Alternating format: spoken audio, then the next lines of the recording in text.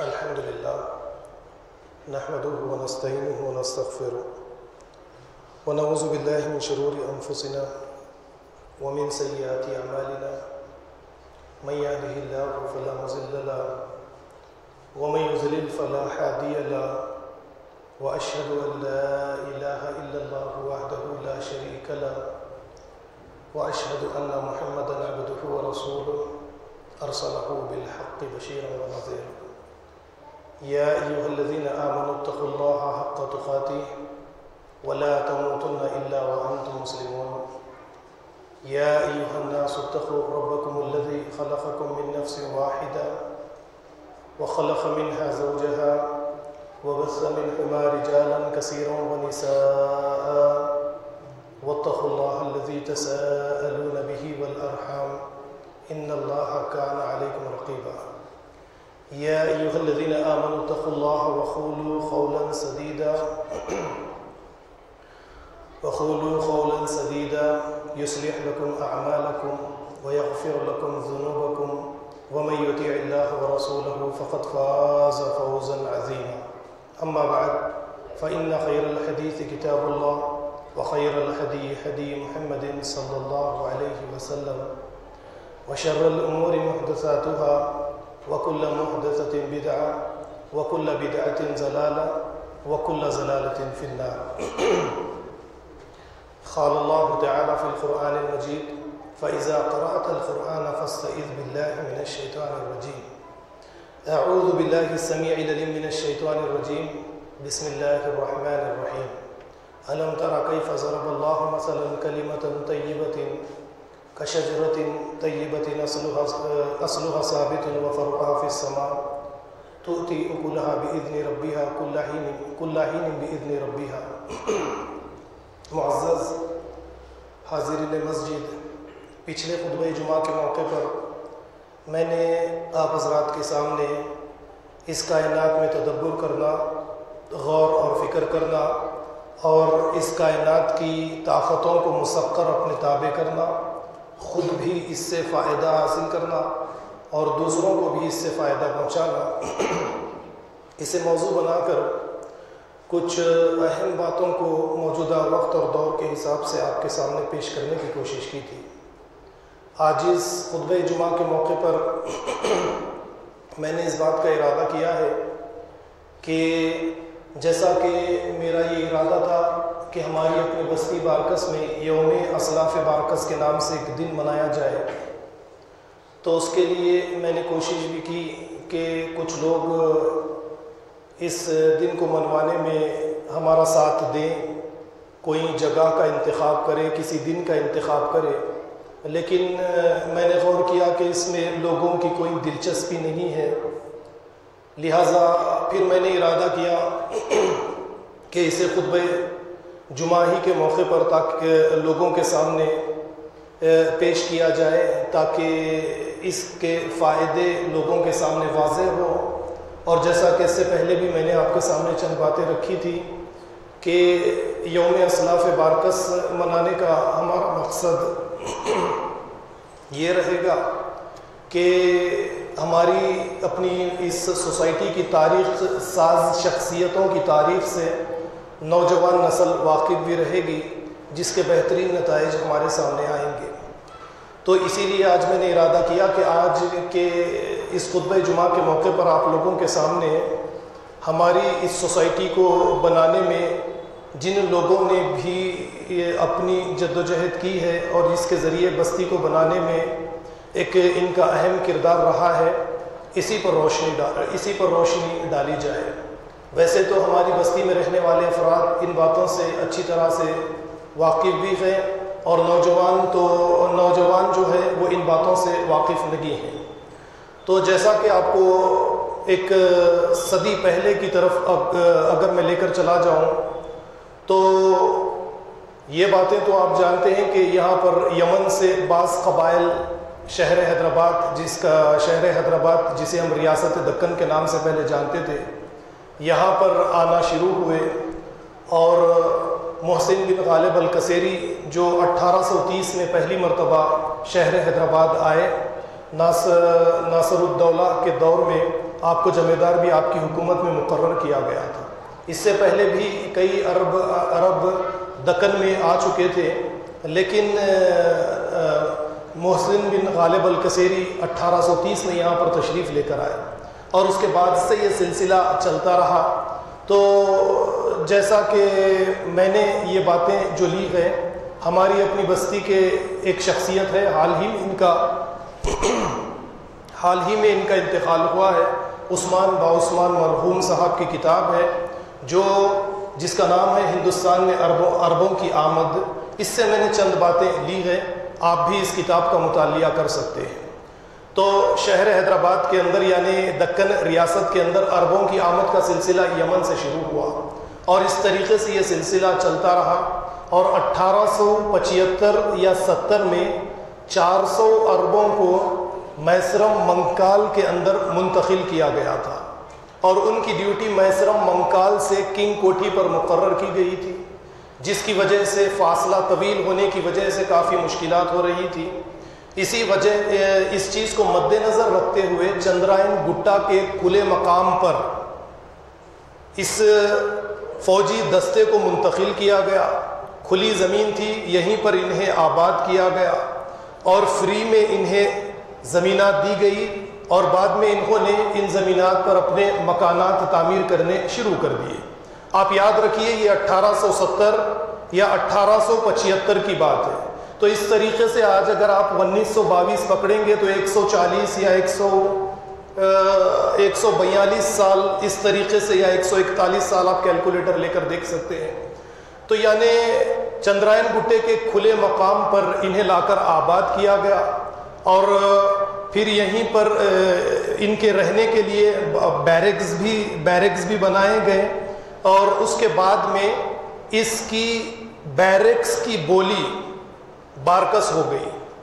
اور آج تک اسی نام سے اس کو جانا جاتا ہے۔ سارے ہندوستان میں اسی نام سے یہ بستی مشہور ہے، ہم جہاں پر آج آباد ہیں، اور ساری دنیا کے اندر تقریباً اسی نام سے یہ بستی مشہور ہے۔ تو اب اس کے بعد میں دیکھیے، آج میں جن باتوں کو آپ کے سامنے رکھنا چاہتا ہوں، آپ یہ مت سمجھیے کہ یہ صرف ہماری اپنی سوسائٹی سے متعلق ہے، بلکہ ان باتوں کو لے کر کافی اہمیت والی باتیں بھی میں آپ کے سامنے رکھنے کی کوشش کروں گا۔ جس طریقے سے میں اس بات کو سمجھانے سے پہلے آپ لوگوں کو حضرت ابراہیم علیہ السلام کی طرف لیے چلوں گا۔ آپ اچھی طرح سے یہ جانتے ہیں کہ حضرت ابراہیم علیہ السلام ملک شام میں موجود تھے، اور اللہ نے آپ کو حکم دیا کہ اپنی بیوی اور ایک لوتے دودھ پیتے بچے کو ایک ایسی جگہ پر لے جا کر تمہیں آباد کرنا ہے جو خشک زمین ہے، غیر آباد ہے۔ حضرت ابراہیم علیہ السلام اپنی بیوی ہاجرہ اور اسماعیل کو لے کر مکہ کی ایسی سرزمین پر لا کر آپ نے بسا دیا جہاں پر کوئی انسان موجود نہیں تھا، اور ایک دوسرے بیٹے حضرت اسحاق علیہ السلام کو شام کی سرزمین پر بسا دیا، آباد کر دیا۔ اس کا مقصد ہمارے سامنے کھل کر جو سامنے آتا ہے وہ یہ ہے کہ حضرت ابراہیم علیہ السلام اور اللہ رب العالمین جو چاہتے تھے، ان دو پیغمبروں کے ذریعے سے اللہ کے دین کا ابلاغ ہو ساری دنیا کے اندر۔ یہی اللہ رب العالمین کا حضرت ابراہیم کا مقصد تھا۔ تو ٹھیک اسی مقصد کے تحت ہمارے آبا و اجداد، ہمارے اسلاف نے یمن کی سرزمین سے ہجرت کر کے دکن کی ریاست منتقل ہوئے۔ ان کا مقصد یہی تھا کہ اللہ کے دین کا ابلاغ ہو جائے۔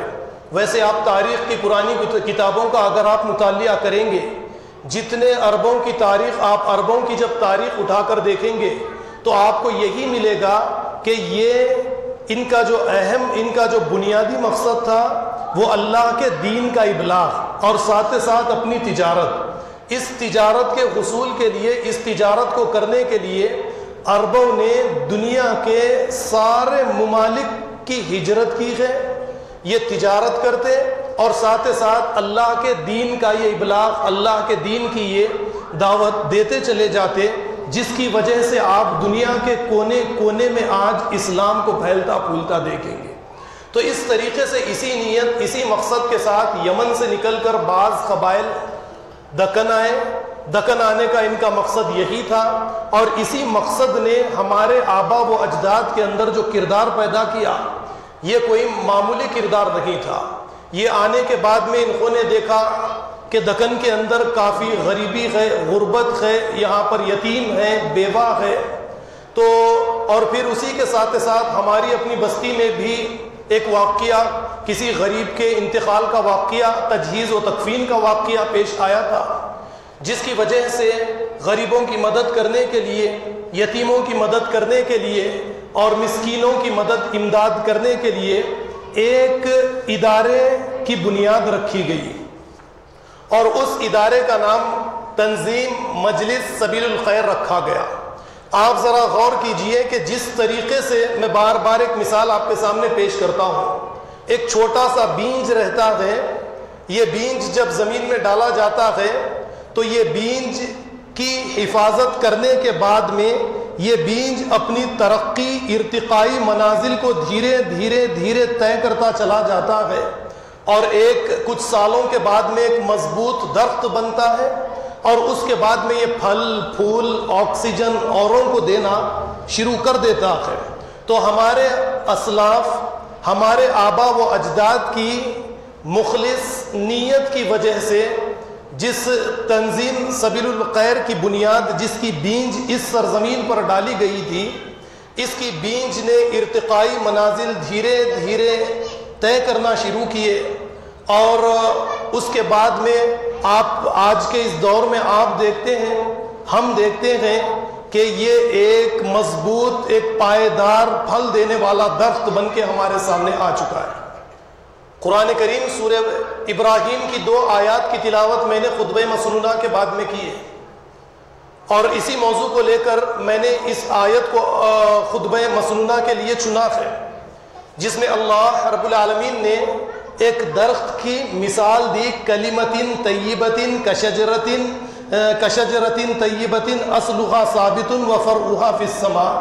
اللہ تعالیٰ ایک پاک کلمے کی مثال ایک درخت کے جیسی تمہارے سامنے دیتا ہے، اور پھر اللہ نے فرمایا کہ اس کی جڑیں زمین میں مضبوط ہیں،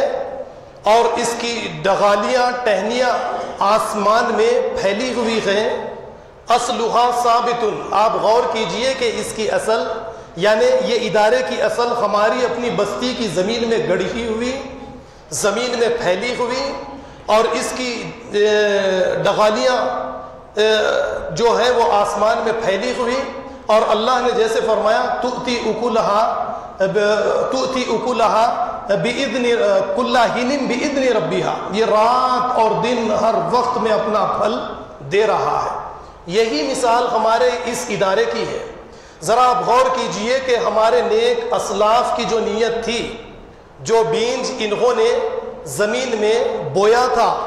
یہ بیج نے ایک درخت کی شکل اختیار کی، اور اس کے بعد میں یہ پھل پھول چھاؤں یہ دینا اس نے شروع کر دیا ہے۔ اب اس کے بعد میں آپ ذرا غور کیجئے کہ جس شخصیت نے اس ادارے کی بنیاد رکھنے میں کلیدی کردار ادا کیا، اس شخصیت کے نام سے ہمارے بڑے آج بھی اچھی طرح سے واقف ہیں، لیکن نوجوان نسل اس سے واقف نہیں ہے۔ اس شخصیت کو ہم شیخ صالح بن سالم بہتاب مرحوم رحمۃ اللہ علیہ کے نام سے جانتے ہیں۔ ان کے ساتھ اور بھی افراد اس وقت میں موجود تھے، لیکن آپ کی نیت، آپ کے ساتھ جن جن لوگوں نے آپ کا ساتھ دیا، ان کی نیتیں مخلص تھی، خالص تھی، اللہ کو راضی کرنے کے لیے، غریبوں کی مدد کرنے کے لیے، یتیموں کی مدد کرنے کے لیے تھی۔ اسی لیے وہ ادارے نے آج ایک درخت کی شکل اختیار کر لی ہے۔ اب آپ کی توجہ میں جس جانب مبذول کروانے کی کوشش کروں گا وہ یہ ہے کہ جو کوئی انسان کسی بھی سوسائٹی کے اندر اس طریقے کے کام کاج اوروں کے فائدے کے لیے کرتا ہے، اس کی فکر و نظر کے اندر کشادگی رہتی ہے، اس کی فکر و نظر ارتقائی ترقی یعنی دن بدن ترقی حاصل کرتی ہے، اس کے اندر جمود یعنی ایک جگہ جم جانے والی اس کی فکر اور نظر نہیں ہوتی، تو ایسی شخصیات کو اللہ رب العالمین مرنے نہیں دیتے۔ اس قوم کے اندر ان کی یادگاروں کو، ان کے کردار کو، ان کی تاریخ کو قیامت کے آخری دن تک کے لیے اللہ رب العالمین زندگی دیتے ہیں، تو اسی طریقے سے شیخ صالح بن سالم بہتاب رحمۃ اللہ علیہ کو ہماری سوسائٹی کے اندر باقی رکھا گیا، زندہ رکھا گیا۔ ان کے انتقال کے کئی سال ہو چکے، لیکن یہ اپنے کردار کے ذریعے آج بھی ہمارے اندر زندہ ہے۔ سورہ بقرہ میں اللہ رب العالمین نے جیسے فرمایا وَلَا تَقُولُوا لِمَن يُقْتَلُ فِي سَبِيلِ اللَّهِ أَمْوَاتٌ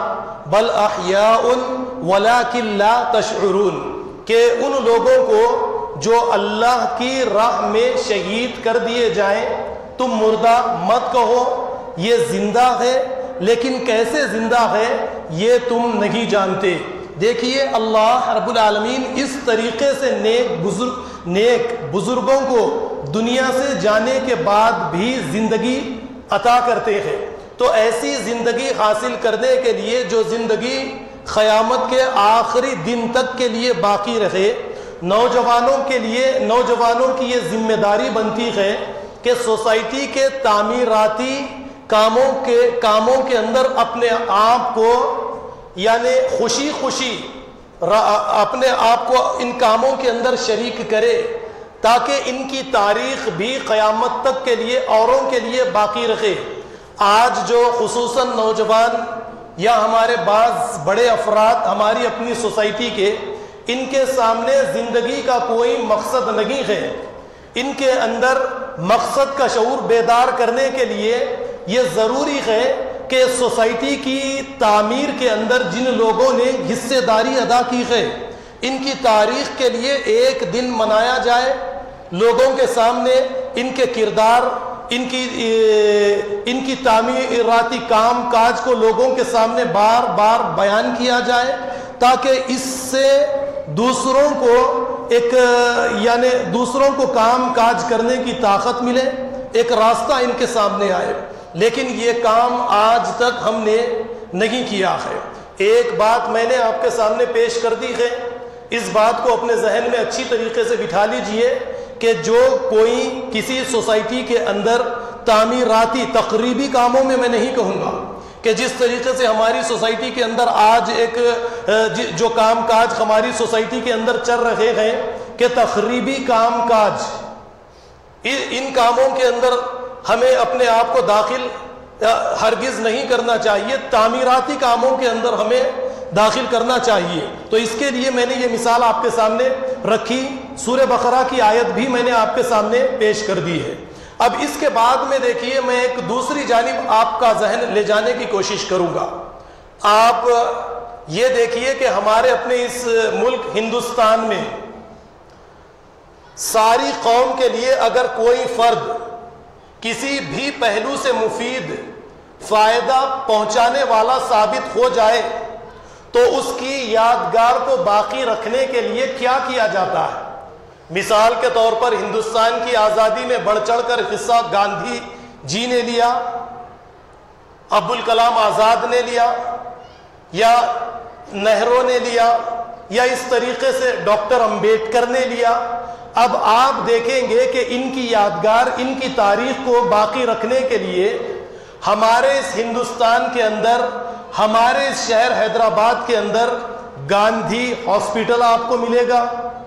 یا پھر اسی طریقے سے چچا نہرو کے نام سے آپ کو زو ملے گا، یا پھر اسی طریقے سے راجیو گاندھی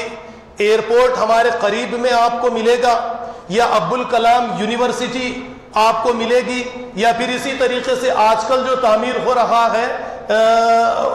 اویسی برج کے نام سے کوئی برج بھی تعمیر کیا جا رہا ہے۔ ذرا آپ غور کیجئے کہ یہ اس لیے کیا جاتا ہے کہ قوم کو یعنی فائدہ پہنچانے کے لیے ان شخصیات نے اپنی طرف سے اپنی ساری زندگی قوم کو فائدہ پہنچانے کے لیے لگا دی۔ اب ہماری سوسائٹی کی تعمیر میں جن لوگوں نے قربانیاں دی ہیں، وقت لگایا ہے، ایک آنا یا دو آنے سے 1953 یا 1952 کے اندر تنظیم مجلس سبیل الخیر کے نام سے ایک ادارہ قائم کیا گیا۔ ایک آنا یا دو آنے سے اس کی بنیاد رکھی گئی، اور پھر یہ ارتقائی منازل طے کرتے کرتے آج ایک طاقتور ادارے کی شکل اس نے اختیار کر لی۔ اس ادارے کی بنیاد رکھنے میں جن لوگوں نے خصوصی کردار ادا کیا ہے، ان کے نام کو، ان کے کردار کو،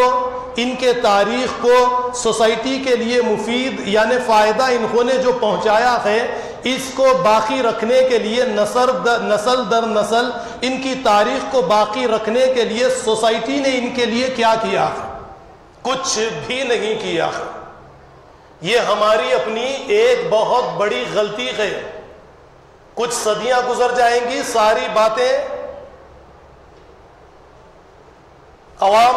بھلا ڈالے گی۔ اس کے لیے ہمارے لیے یہ ضروری ہے کہ میں یہ بات اپنی طرف سے آپ کے سامنے پیش کر رہا ہوں، ہو سکتا ہو صحیح ہو غلط ہو،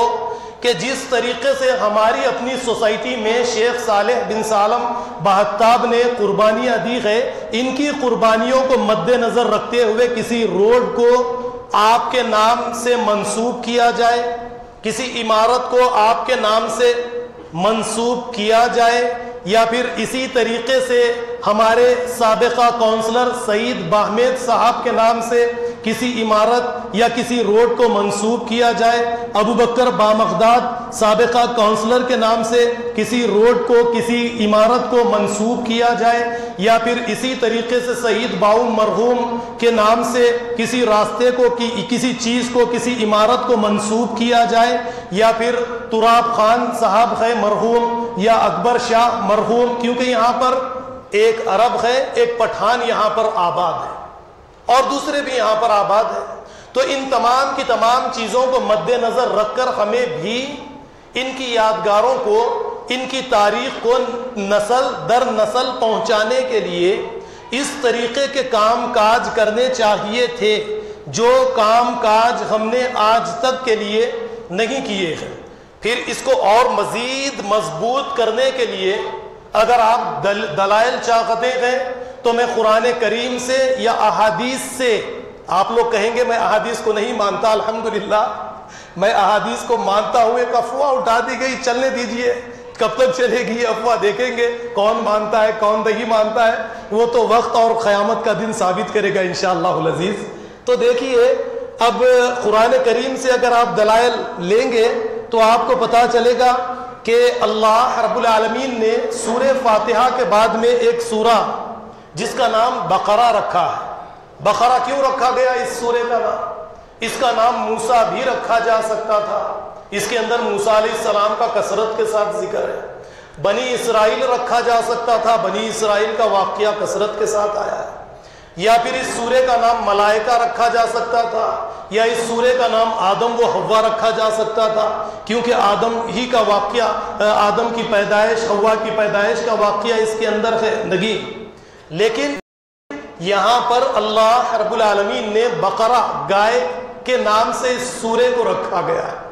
یا پھر دیکھیں گے نمل، چمٹی، نحل، شہد کی مکھی، دخان، اسٹیم یعنی دھواں، حدید، فولاد، خمر، چاند، نجم، ستارہ، اس طریقے کے ناموں سے اللہ رب العالمین نے کئی سورے قرآن کریم میں اتارے۔ تو اب آپ کو یعنی میں نے جو دلیل آپ کے سامنے رکھی ہے، اس کی اہمیت آپ کے سامنے یہ واضح ہو جائے گی کہ ہماری یہ ذمہ داری تھی کہ ان کی تاریخ کو بچانے کے لیے،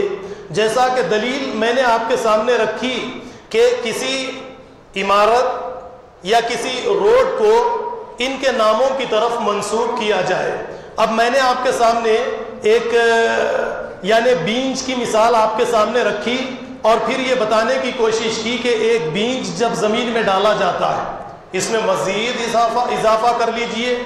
بیج تو چھوٹا ہوتا ہے، گٹلی کی طرف بھی میں آپ کو لے کر آتا ہوں۔ یہ جب زمین میں ڈالا جاتا ہے تو آپ غور کیجئے کہ اس بیج اور گٹلی کے اندر ایک درخت کا اور اس درخت سے کئی درختوں کے اور اس کے میووں کا نقشہ، اس کے پھل، یعنی ایک مکمل نقشہ ایک بیج کے اندر موجود رہتا ہے۔ اور جب اسے زمین میں ڈالا جاتا ہے تو درخت تو اپنا مقصد پوری طریقے سے حاصل کر لیتا ہے. یہ جب زمین سے باہر آتا ہے تو پھل دیتا ہے، پھول دیتا ہے، آکسیجن دیتا ہے اور اپنے جیسے کئی درخت اور پیدا کر دیتا ہے.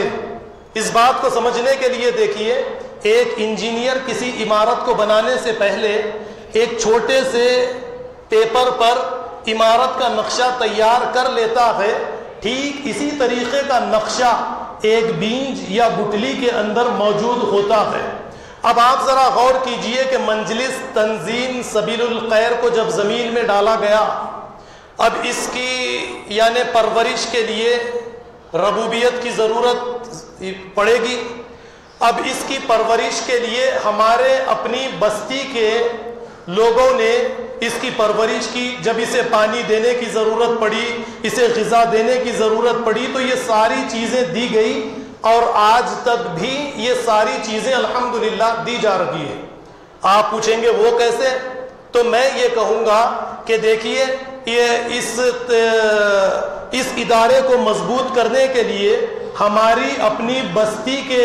لوگوں نے، افراد نے، ہماری سوسائٹی کے افراد نے کبھی اپنی زمین اس کے نام وقف کر دی، کسی نے اپنی قیمتی جائیداد، کسی نے مال، کسی نے ملگیاں، اس طریقے سے اپنی جائیدادوں کے ذریعے روز بروز اسے غذا فراہم کی گئی. اور دیکھتے کہ الحمدللہ آج تک بھی اسے مزید مضبوط کیا جا رہا ہے. آپ اپنے مکان میں، آپ اپنے باغ میں ایک درخت لگائیں گے تو آپ کی نیت یہ رہے گی کہ اس کے ذریعے پھل لیں گے اور اس کی بیج سے دوسرے درخت، اسے زمین میں ڈال کر دوسرے درخت لیں گے. تو یہی نیت کے ساتھ ہمارے اسلاف نے اس ادارے کی بنیاد رکھی. اب اس ادارے کی یہ ذمہ داری ہے کہ یہ پھل دے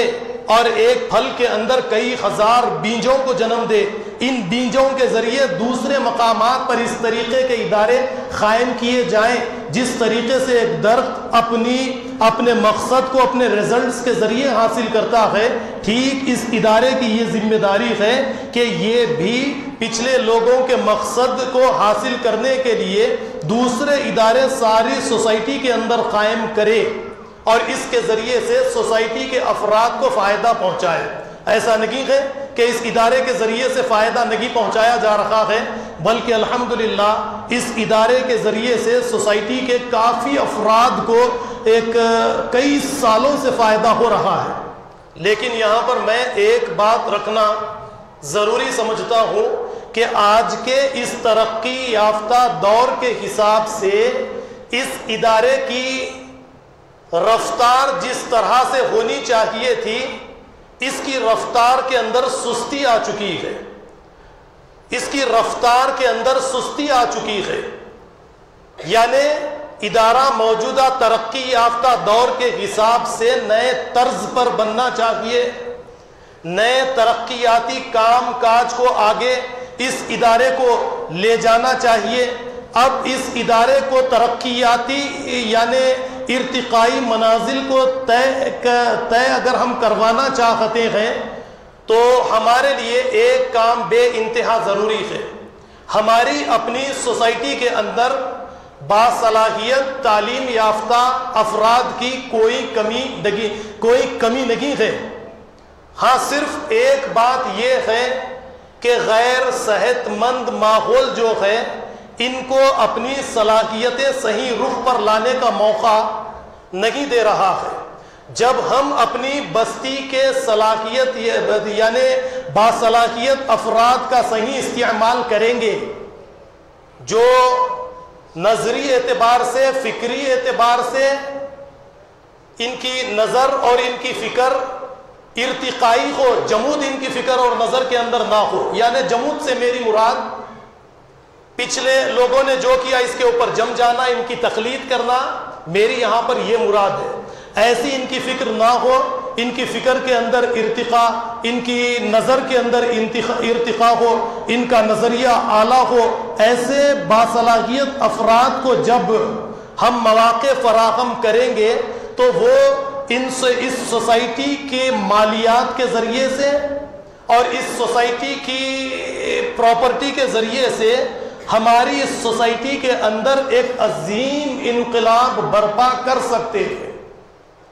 اور اس عظیم انقلاب کو برپا کرنے کے لیے ساری سوسائٹی کی یہ ذمہ داری ہے کہ ہم لوگوں کو یہ سمجھائیں کہ باصلاحیت افراد کو آگے لایا جائے، انہیں مواقع فراہم کیے جائیں۔ جب یہ ان کو موقع دیے جائیں گے تو آپ دیکھیے، کچھ ہی جمعہ پہلے میں نے آپ کے سامنے ایک بات رکھی تھی، ایک مثال سمجھانے کے لیے کہ آپ یہ عمارت دیکھ رہے ہیں، آپ آسمان میں ہوائی جہاز کو اڑتا ہوا دیکھ رہے ہیں، یا راستوں پر آپ 4 ویلر 2 ویلر یہ گاڑیوں کو آپ چلتا پھرتا دیکھ رہے ہیں، تو یہ ساری کی ساری جو ترقیاں ہیں پہلے انسان کے دماغ میں آئی، اس نے سوچا، اس پر غور و فکر کی، اس کا نقشہ اس نے اپنے دماغ میں بنایا، اور اس کے بعد میں اس نے ایک ترتیب اس سوچ کو ڈیولپ کر کے یعنی گاڑیوں کی شکل، ہوائی جہاز کی شکل، عمارات کی شکل، اس دنیا کے اندر آپ جتنی ترقیاں دیکھ رہے ہیں یہ ساری ترقیاں پہلے انسان کے دماغ میں آتی ہیں۔ تو اس کے لیے یہ ضروری ہے تقلیدی ذہن رکھنے والے افراد کو ذرا پیچھے کیا جائے۔ وہ برے نہیں ہیں، میں انہیں برا نہیں کہتا، یا یہ غیر ذمہ دار نہیں ہے، میں اس طریقے کی باتیں نہیں کہہ سکتا۔ میرے لیے ہر ایک کا ادب کرنا، احترام کرنا میرے لیے واجب ہے۔ ہر شخص احترام اور ادب، ہر شخص کا احترام کرنا، ادب کرنا ہمارے لیے ضروری ہے، لیکن جو باصلاحیت نوجوان ہیں، باصلاحیت افراد ہیں، انہیں آگے لانا پڑے گا۔ اس کے بعد میں آپ دیکھیں گے کہ ایک عظیم انقلاب ہماری اپنی سوسائٹی کے اندر برپا ہو جائے گا۔ وہ انقلاب بار بار میں آپ کے سامنے کہتا ہوں کہ یہ خیر العلوم اسکول جو ہے، اس کے اندر ڈگری کالج لڑکیوں کے لیے قائم کرنا، اسی عمارت کے اندر حکومت کے اشتراک اور تعاون سے یا حکومت کے اشتراک اور تعاون کے بغیر بھی ہم ایک سیٹون ہماری اسی عمارت کے اندر، تاکہ بچے اسکلز کے اندر آگے ہو، یا پھر ہماری اپنی سوسائٹی کے اندر کمپیوٹر انسٹیٹیوٹس کا قیام عمل میں لانا، یا جدید طرز کے ہسپتال قائم کرنا، غریبوں کی مدد کرنے کے لیے جدید طرز کی سہولیات پیدا کرنا۔ مثال کے طور پہ یہاں پر مجھے ایک اور جو بات میں نے آپ کے سامنے رکھی، باصلاحیت افراد کو آگے لائیں گے تو فائدہ کیا ہوگا، اس کے لیے ایک مثال آپ کے سامنے رکھوں گا۔ آپ دو دوست ایک راستے سے گزر رہے ہیں، ایک فقیر دکھائی دیا، آپ کے دوست نے کہا کہ کچھ خیرات کر دے، آپ نے خیرات کر دی۔ یہ جو دماغ آپ کا تیار کیا، یہ آپ کے دوست نے آپ کا دماغ تیار کیا۔ یہ آپ جاتے جاتے آپ کے دماغ میں آیا کہ خیرات کرنی چاہیے، وہ اس لیے کہ بڑوں کو میں نے خیرات کرتے ہوئے دیکھا، آپ نے خیرات کر دی۔ یہ دو راستے آپ کے سامنے ہو سکتے ہیں۔ ایک تیسری بات، جس کا دماغ ارتقائی ہوتا ہے، یعنی دن بدن ترقی کی طرف جس کا دماغ جاتے رہتا ہے، اس کی یہ کیفیت نہیں ہوتی۔ وہ ایک راستے میں فقیر کو دیکھتا ہے بھیک مانگتے ہوئے تو فوراً اس کے دماغ کے اندر کچھ آئیڈیاز آتے ہیں کہ یہ بھی میری طرح کا ایک انسان ہے، اور بھیک مانگنا انسانیت کے لیے ذلیل اور ایک گندا کام ہے۔ اللہ نے انسان کو اعلیٰ مقام دے کر پیدا کیا ہے، وہ میری طرح کا انسان رہ کر بھیک مانگے، یہ مجھے اچھا نہیں دکھتا۔ اس کے لیے اس کے دماغ میں ایک سسٹم بنانا، ایک سسٹم کے لیے اس کا دماغ کام کاج کرنا شروع کرتا ہے کہ غربت کا خاتمہ کس طریقے سے کیا جائے، سارے غریبوں کو کام کاج پر کس طریقے سے لگایا جائے، سوسائٹی کے اندر سے غربت کا خاتمہ کرنے کے لیے ہم اپنی جانب سے کیا کیا کر سکتے ہیں۔ اس طریقے کی سوچ اس کے اندر پیدا ہوتی ہے، اور اس سوچ کو وہ ایک شکل دینے کے لیے اپنی طرف سے کام کاج کا آغاز کرتا ہے۔ تو ہمارے اس ادارے کی جو پراپرٹی ہے، اس کا صحیح استعمال کرنے کے لیے اگر باصلاحیت افراد کو موقع دیا جائے گا تو یقین مانیے کہ اس ادارے کی جو رفتار سست ہو چکی ہے، کمزور پڑ چکی ہے، اس کے اندر روانی شروع ہو جائے گی۔ تو اس کے لیے ایک اور مثال میں آپ کے سامنے رکھوں گا۔ تخلیدی ذہن کی اگر آپ مثال لینا چاہتے ہیں تو رکے ہوئے سمندر، رکے ہوئے پانی کو لے لیجئے. جب سمندر کا پانی رواں دواں ہوتا ہے تو اسی میں اس کی زندگی ہوتی ہے، یہ پانی گندا نہیں ہوتا. جب سمندر کا پانی کسی ایک جگہ پر جمع ہو جائے، گڑھے کی شکل اختیار کر لے، تو یہ بدبودار، نااستعمال اور گندا ہو جاتا ہے. تو اسی لیے ہمیشہ باصلاحیت ارتقائی دماغ رکھنے والے افراد کا ہم استعمال کریں گے تو غیر قومیں جس طریقے سے اپنے اپنے ممالک پر اپنے اپنے شہروں کے اندر ترقی حاصل کر رہی ہیں، ہم بھی اسی طریقے سے ترقی حاصل کرتے چلے جائیں گے. یہ تو چند باتیں میں نے ادارے کے حوالے سے آپ کے سامنے پیش کی ہے. یہ تو اور یہ باتیں مادی چیزوں سے متعلق ہے. سوسائٹی کو بنانے کے لیے ایک اور چیز کی ضرورت ہوتی ہے، وہ ہے روحانیت. وہ روحانیت کو بنانے کے لیے ہم ہمارے جتنے سوسائٹی کے اندر مساجد ہے، ان مساجد کا اگر ہم صحیح استعمال کریں گے اور خطبہ کی جو جمعے کے موقع پر خطبہ دینے والے افراد ہیں، ان کی اگر ہم تربیت کریں گے، تربیت کر کے ان کے سامنے ایک مقصد رکھیں گے کہ سوسائٹی کے ہر فرد کی تربیت ہونی چاہیے، سوسائٹی کا ہر فرد دوسرے فرد کے لیے فائدہ پہنچانے والا بننا چاہیے. سوسائٹی کو ایک ایسی ڈائی کے اندر، ایک ایسے سانچے کے اندر تبدیل ہمیں کرنا پڑے گا کہ ہر پیدا ہونے والا بچہ ایک اچھے سانچے میں داخل ہو اور اس سانچے سے نکلنے کے بعد میں ایک سوسائٹی کے لیے با امن انسان بنے، با اخلاق، با کردار انسان بنے. یہ سوچ جب مساجد کے خطبہ دینے والے ہمارے افراد یہ سوچ سوسائٹی کے اندر پیدا کرنے میں کامیاب ہو جائیں گے، یا ہماری اپنی سوسائٹی سے فرقہ پرستی کے اس بت کو توڑ کر قوم کو ایک امت اگر ساری مسجدیں مل کر بنا ڈالیں گی تو آپ یہ جان لیجئے کہ امت یہ عربی میں سے بنا ہے، اور عربی میں ماں کو کہتے ہیں، اور ماں کی محبت کسی سے ڈھکی چھپی نہیں ہے. ماں کی محبت، ماں کی ممتا، ماں کا دل اولاد کے لیے. جب ہم امت کے اندر اپنے آپ کو تبدیل کریں گے اور علماء ہماری سوسائٹی کے اس کام کے اندر کامیاب ہو جائیں گے کہ اہل الحدیث، جماعت اسلامی، بریلوی، دیوبندی، یہ سارے کے سارے ایک امت کے اندر اگر تبدیل ہو جائیں گے تو یہ امت بننے کے بعد میں آپ دیکھیں گے کہ ہر ایک فرد دوسرے فرد سے محبت کرے گا، نفرتیں دور ہو جائیں گی.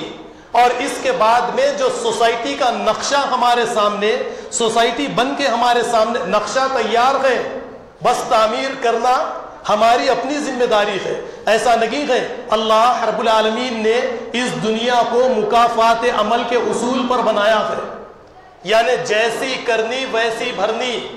کانٹوں کے بیج بوئیں گے ہم تو کانٹے حاصل کریں گے، پھل اور پھول کے بیج بوئیں گے، پھل اور پھول حاصل کریں گے. تو جو نفرتیں ہم بوتے ہیں وہی نفرتوں کو ہم حاصل کریں گے. تو جیسے قرآن کریم کی ایک آیت بھی یہاں پر مجھے یاد آئی جو سورہ رعد میں ہمیں ملتی ہے، جس میں اللہ نے فرمایا وَأَمَّا مَا يَنْفَعُ النَّاسَ فَيَمْكُثُ فِي الْأَرْضِ، کہ جو اس زمین پر لوگوں کو فائدہ پہنچاتے ہیں، اللہ تعالیٰ انہیں زندگی دیتے ہیں، انہیں باقی رکھتے ہیں، اور جو زمین پر لوگوں کو فائدہ نہیں پہنچاتے اللہ رب العالمین انہیں ختم کر دیتے ہیں. آپ ذرا غور کیجئے کہ سارے مساجد کا اگر ہم اپنی سوسائٹی کے اندر صحیح استعمال کریں گے اور خطبات کے ذریعے سے صرف پیار محبت والی باتیں کریں گے اور قوم کو امت کے اندر تبدیل کرنے میں اگر ہم کامیاب ہو جائیں گے تو یہ ہمارے لیے ایک بڑی کامیابی ہوگی. اور جب ہم یہ کامیابی حاصل کریں گے تو ہماری نسلوں سے آنے والے اس سوسائٹی کے اندر جو بچے بچیاں اس سوسائٹی کے اندر آئیں گے وہ سب کے سب نیک رہیں گے. اور جب نیک رہیں گے تو آپ یقین مانیے کہ کچھ ہی سالوں کے بعد میں ہو سکتا ہے کہ پرائم منسٹر ہماری اپنی بستی سے چنا جائے ہندوستان کے لیے، چیف منسٹر ہماری اپنی بستی سے چنا جائے ہندوستان کے لیے، MLA MP ہماری بستی سے، ہماری سوسائٹی سے چنا جائے ہمارے اپنے شہروں کے لیے، تو یہ ہو سکتا ہے۔ یہ میں اپنی طرف سے نہیں کہہ رہا، بلکہ سورہ نور میں جیسے اللہ نے فرمایا وَعَدَ اللَّهُ الَّذِينَ آمَنُوا